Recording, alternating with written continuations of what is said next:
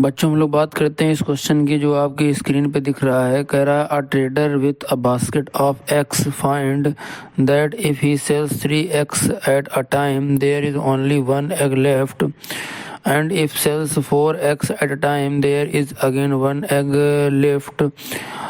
However, if the trader sells 7x at a time there are no eggs left. If the capacity of the basket is 100x, find how many eggs are in the basket.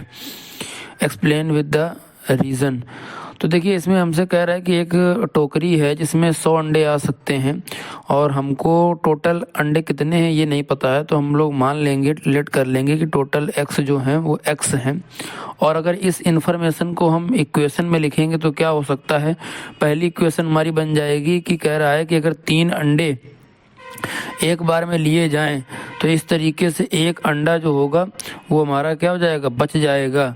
तो अगर हम लिखना चाहें total x को तो क्या लिखेंगे, x is equal to 3q1 plus 1। q1 यहाँ कोई कोसेंट है, मल्टीपल है 3 का, कितने बार जाएगा ये हमको यहाँ पे लेना है। तो अगर 3 के पेयर लेंगे तो एक अंडा बच जाएगा, तो हमने मान लिया कि q1 टाइम्स लेंगे उसको और एक अंडा बाद में बच जाएगा। तो पहली इक्वेशन होगी x equal to 3q1 plus 1। इसी तरीके से दूसरी इक्वेशन क्या हो जाएगी, टोटल जो अंडे हैं उनको लिखेंगे x is equal to 4q2 plus 1, क्योंकि कह रहा है 4 अंडे एक बार में लेने हैं तो 4 का मल्टीपल लेना है और प्लस का एक बचेगा तो 1 ले लेंगे। q2 यहाँ पे मल्टीपल को बता रहा है कि 1 मल्टीपल है, 2 मल्टीपल है, तो हमने मान लिया q2 मल्टीपल है। और तीसरी इक्वेशन क्या कह रहा है, अगर 7 अंडे एक बार में लेते हैं तो कोई भी अंडा नहीं बचेगा, यानी कि हमारा टोटल जो x होंगे वो x इक्वल टू क्या हो जाएगा 7q3 प्लस 0 या 7q3। तो ये हमारे पास 3 इक्वेशन आ गई।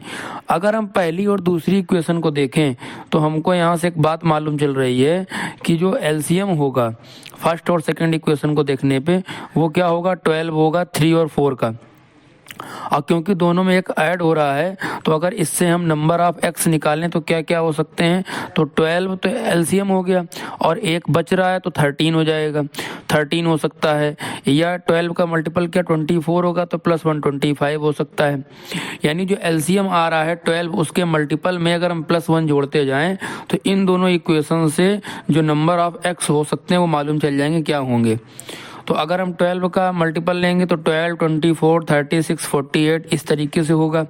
तो हमारे पास नंबर ऑफ एक्स क्या क्या पॉसिबल है, 13, 25, 37, 49 एंड सो ऑन। तो ये इक्वेशन हमने इसको 4 नाम दे दिया।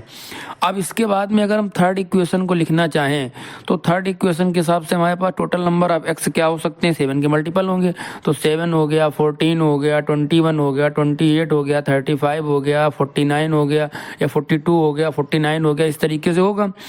अब अगर हम उसको इक्वेशन नंबर 5 या 5 नाम दे दें और दोनों में हम 4, 5 में कॉमन देखें तो हमको 49 मिल जाएगा। तो इस तरीके से हमारा आंसर जो हो जाएगा सही वो एक्स की वैल्यू 49 हो जाएगी। ये बहुत अच्छा क्वेश्चन है लेकिन इसमें लेमा का यूज़ किया गया है, तो ये आपके एग्जाम के पॉइंट ऑफ व्यू से इस बार के लिए नहीं है। बाकी ये क्वेश्चन काफ़ी इंपॉर्टेंट है, कई बार ये पूछा गया है एग्जाम में, तो इसलिए मैंने इसको डिस्कस किया। तो आप लोग इसको शेयर करिए। Thank you.